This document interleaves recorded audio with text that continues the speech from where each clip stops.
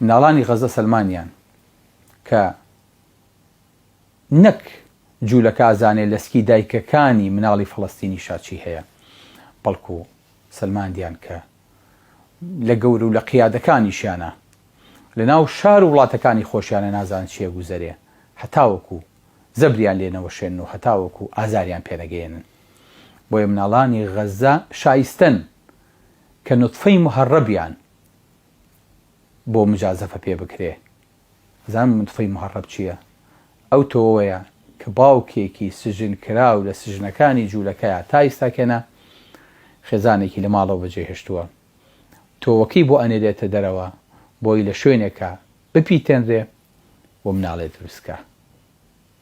یعنی تەنانەت دووری ژن و پیاویش ڕێگر نییە لەوەی کە مناڵ دروست بێ. الله لەم پەیامە کاتی خۆی کە ئێمە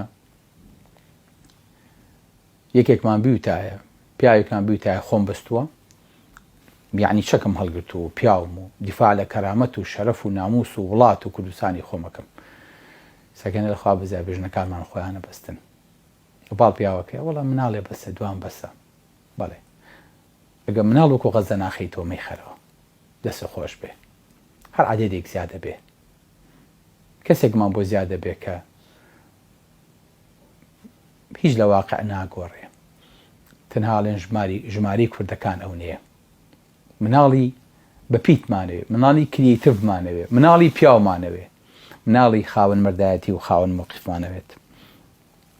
بۆیە خۆشەویستەکانم، مناڵەکان فێریان کردین کە سەرکەوتن تەنها بریتی نییە لە ئەوەی کە بەسەر دوژمنەکە تازاڵ بیت، بەڵکو زۆر جار قوتی لە ئەسحاب الأخدود ئەو مناڵەی کە لە ناو سەنگەرێکە ئاگریشی تێبەرێن و ئەسووتێنرێ، خوای گەورە بەسەر کەوتووە فەرمێ ذالک هو الفەوز.